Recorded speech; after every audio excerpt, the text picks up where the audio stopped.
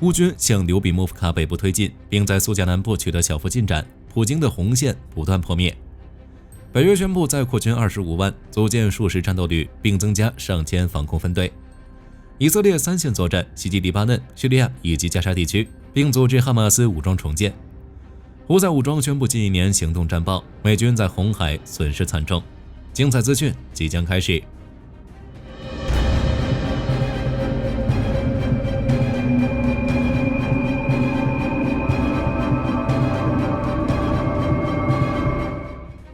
截至目前，乌军已经攻入库尔斯克2个月的时间。虽然进入9月份之后，乌军推动的速度缓慢了许多，但在库尔斯克的阵地却是越来越牢固了。在9月时，普京表示10月1日之前将乌军从库尔斯克赶出去，奈何亲信9名指挥能力不足。如今已经将红线改为了10月15日，但在火力军看来难啊。根据库尔斯克前线战报，乌军继续向前推进，已经靠近刘比莫夫卡北部，同时还在苏贾南部取得小幅进展。另外，在特特基诺和韦斯罗耶方向，俄乌同样在进行战斗。俄军虽然持续进行增兵，但战线并未发生太大变化，唯一变化的只有俄罗斯的红线。其实，从进入9月开始，泽连斯基就一直面临一个艰难的选择：继续深入库尔斯克，还是保住红军村？如今，天平已经悄悄倾向了库尔斯克。在火力军看来，这不仅仅是因为库尔斯克的地理位置，同时还因为在泽连斯基的胜利计划中，库尔斯克是必不可少的一环。即便在付出不小代价的情况下，主要能够占据俄本土的部分土地，那么泽连斯基就能向盟友证明，乌军不仅有实力在乌克兰战场阻挡俄军推进，同时还能将战火引向俄本土。除此之外，泽连斯基还想通过库尔斯克的推进，说服拜登与美国国会为乌军提供更多的军事援助。因此，泽连斯基将各地兵员有限集结在苏梅地区，为将来的库尔斯克决战做准备。然而，乌军攻势并非一帆风顺。10月6日，乌军试图从格鲁什科沃方向突破俄军防线，但未能如愿。目前，俄军仍在控制新路、梅德韦日耶和维肖洛耶等边境重镇。乌军在此留下了大量坦克装甲残骸，成为其攻势受挫的明证。尽管如此，乌军并未放弃，仍在继续增兵。因为目前乌军深入敌后的战术时刻面临着被包围的风险。与此同时，位于苏贾东南方向的普列霍沃成为双方争夺的重点。苏贾东侧，俄军占领了达里诺和尼古拉耶沃。达里诺后，乌军为了保证苏贾的安全，派出兵力争夺这2处失地，双方爆发了激烈战斗。而在苏贾北侧，俄军出动了空天军，对俄罗斯波列奇诺耶与切尔卡斯科耶波列奇诺耶进行重点打击，试图从北部切割苏贾与俄军北部攻击集团的联系。俄军对苏贾地区的乌军阵地进行了重点打击，试图削弱乌军的火力支援能力。另外，作为集结点的苏梅地区同样成为俄军轰炸的重点目的。俄军想要破坏乌军的后勤补给体系，从而削弱库尔斯克乌军的作战能力。在乌克兰战场，俄军继续向波克罗夫斯克、库拉霍沃等方向推进，下一步可能会进攻维利卡诺沃希尔卡。在过去1年时间内，俄军在乌克兰东部的占领区扩大了700平方公里，但付出了巨大代价。迄今为止，仍未全部控制乌东4州。乌军也在利用无人机等远程武器对俄军防空系统、装甲集群以及兵力集结点进行袭击。越来越多的证据证明，乌军正在转变战术，持续采用绳索战术，从主要城市缓慢有序的撤退，然后让俄军不断进攻，不仅增加俄军消耗，同时还能保住乌军的有生力量。与此同时，乌军还在进行无人机战术，通过这些不同战术的运用，逐步扩大俄军的损失。不打消耗战让俄军非常不适应。另外，俄军兵力也不是无限的。下面是关于北约的最新消息。德国媒体援引北约未公开的文件披露，北约将再次扩军25万。根据计划，北约将再次组建49支战斗旅，每支战斗旅配置5000名军事人员。在增加49旅之后，北约拥有的战斗旅将增加到131支，防空分队数量也将大幅增加，从293个增加到1467个。另外，北约还将增加10余个直升机作战编队。根据报道，北约此次组建的战斗旅与以往作战部队有所不同，是一种新型战斗旅的模式，并在拉脱维亚进行了测试，由多个国家联合组建、训练以及部署的战术单位。对于北约来说，这种作战编制改变了传统的单一国家作战编制，旨在增强各成员国作战单位之间的深度融合，以此来提高协同作战能力。这种新型战斗旅一般会涵盖步兵、装甲部队、炮兵、工兵以及防空等多个军种，同时还包括相应的后勤力量。其核心特点也非常明显，通过一体化的指挥，能够保证决策过程高效迅速，同时快速响应不断变化的战场态势。这些作战旅的旅长通常由北约指定成员国派遣。标准化的装备与训练，使得各成员国在加入作战旅之前进行统一的设备改造与标准化培训，从而确保战术行动、通信联系以及后勤支持能够无缝衔接，能够大幅提高作战效率，减少协作障碍。目前，北约已经在拉脱维亚进行了新型战斗旅的测试。2023年，加拿大与西班牙联合投资700万欧元，在拉脱维亚建设基础设施，主要用于装甲车辆的停放与维护，可以容纳北约作战旅中的装甲车辆。在这座基础设施中，加拿大总理承诺，在未来几年中将驻军人数从800人增加到2200人，使得作战旅总人数提升至3500人。预计将在2025年完成作战旅的建设，并在2026年达到全面备战状态。显然，北约再次扩军，目的还是为了应对当前的俄乌冲突以及未来可能的冲突。其实，当前的俄乌冲突已经让北约东翼感到非常大的压力。为此，北约不断在波罗的海国家增强军事部署，包括增派驻军、建设防御工事等措施，以便在靠近俄罗斯边境的位置形成强大的军事存在。如今，北约组建新型作战旅，通过集中各国的兵力与技术，组建一支具有高机动性、高科技性以及高度融合的作战部队。通过是还能促进各国之间的军事信任与合作，提高北约内部的凝聚力。接下来是关于中东地区的最新消息。为了进一步清除哈马斯的存在，以色列向加沙北部的绝大部分地区发出了撤离命令。根据以色列国防部发言人的说法，是因为哈马斯武装试图在加沙北部进行重建。在10月5日，以色列国防军第162师在加沙北部的杰巴利耶发起了新一轮地面行动。该师第401和第460装甲旅连夜包围了杰巴利耶，目前以军部队正在该地区行动。在加沙战事持续1年之际，以色列总参谋长哈莱维发表讲话称，国防军对黎巴嫩真主党已经造成了沉重打击，同时还在加沙北部打击了企图重建的哈马斯武装。哈莱维表示，在这场冲突中，以色列将持续进行作战。而在同一天，以色列总理内塔尼亚胡在视察北部边境军事部署时表示，在过去1年中，以色列虽然面临多年作战，但以军的军事行动仍然改变了当前的局势，相信以色列一定可以取得最终胜利。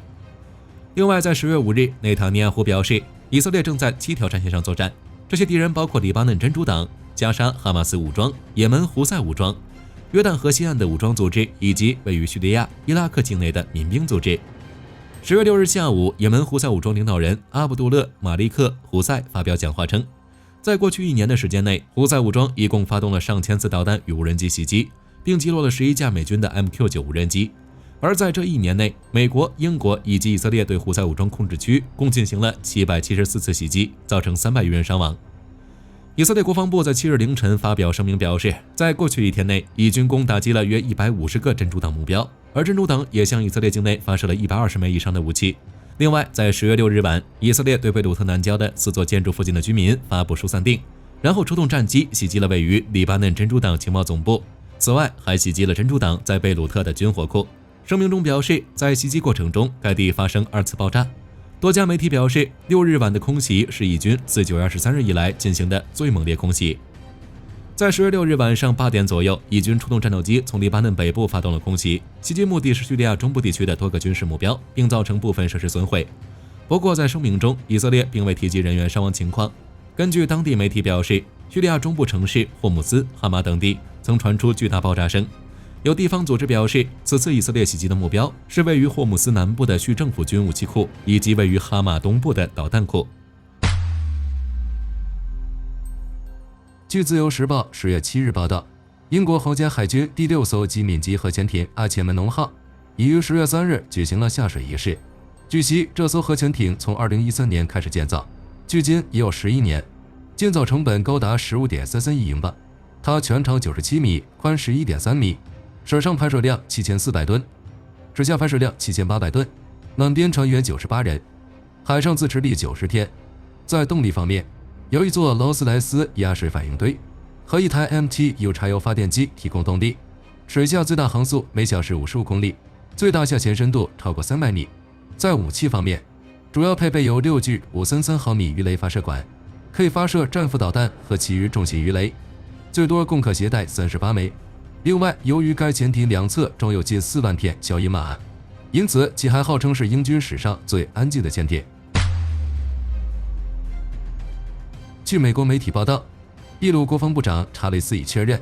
在对多款战机进行层层筛选之后，将会在阵风战机 F-16、B 鹰式 EF-3中选出一个作为最终机型。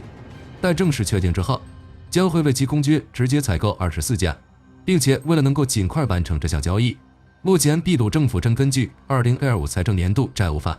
与国家银行进行一笔75.8亿索尔贷款的谈判。需要注意的是，按照秘鲁国防部的说法，此次采购必须包含技术转让，也就是说，秘鲁在引进先进战机的同时，还希望能够提高该国在航空领域的技术和工业能力。据自由时报10月7日报道，在2024大田国际国防产业展上，韩国展示了一款新型直板无人机，其名为佩比中800，它采用固定翼设计，机身主要由直板制成，整体部件使用热熔胶粘合，部分承重部件采用碳纤维材质，设备舱使用保丽龙制作，飞行控制系统采用金属推拉线，整体电子设备相当精简。它的最大起飞重量仅为1公斤，最高时速可达每小时100公里，续航力20分钟。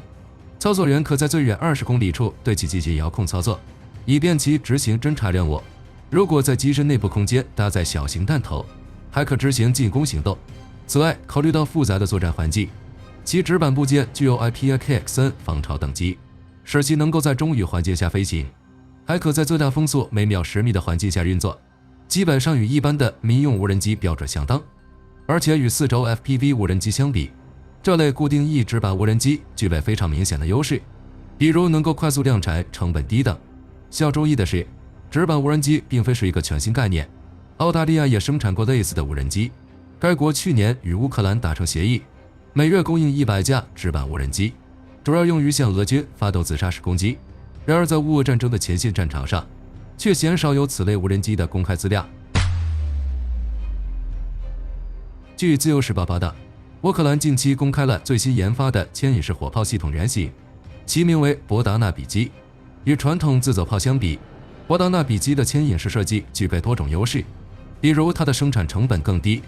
制造流程也更加简化，后期的维护工作也相对简单，不易出现复杂的技术故障。即便真的发生故障，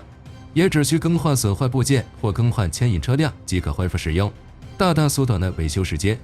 提高了系统的可用性。另外，在战场生存率方面，类似于博达纳比机的牵引式榴弹炮也极具优势，即使受到弹片或无人机攻击，牵引式榴弹炮通常也能够修复并迅速返回前线。相比之下，传统自走炮在受到同等程度的破坏后往往难以修复。不过，牵引式榴弹炮也有一个明显的缺点，那就是机动性很差，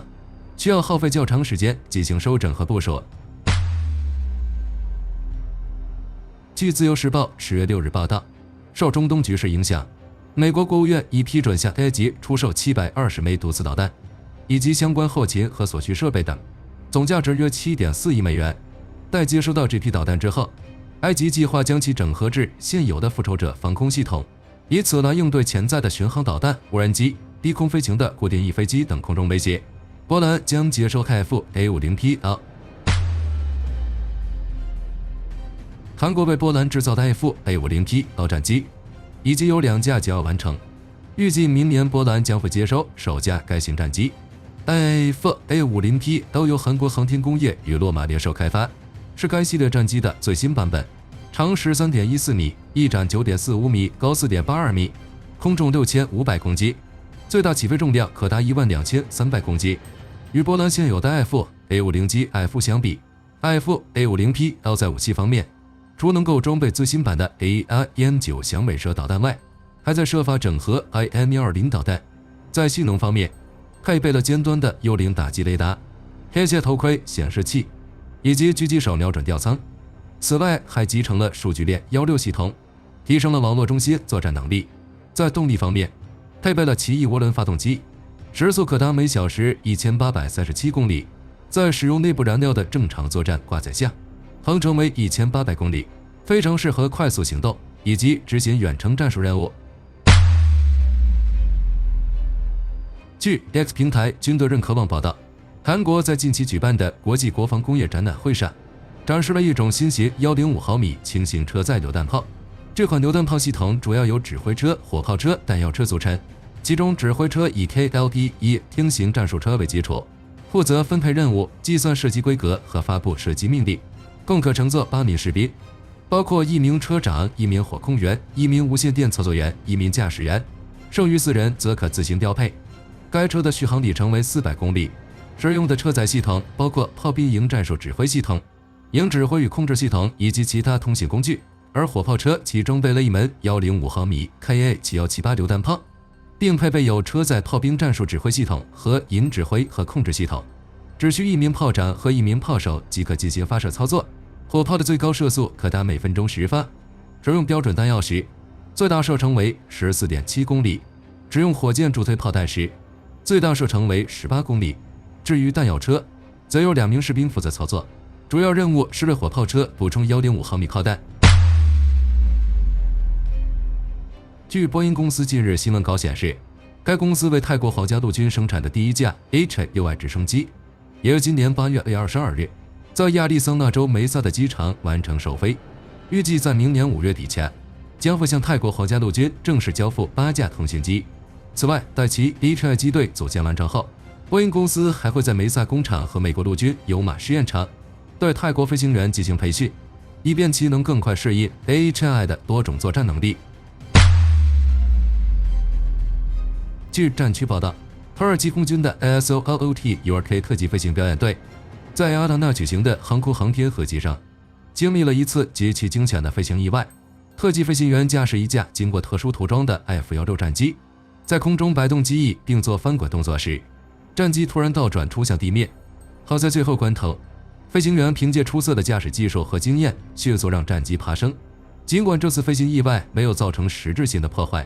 但其整个过程被展会观众拍摄了下来，并在社交媒体上进行了大量传播，给土耳其空军造成了不小的娱乐压力。为了降低可能带来的负面影响，土耳其媒体就此事发布了相关报道，称尚不清楚这次意外可能是飞行员为了炫技所致，也可能是表演用的 F-16战机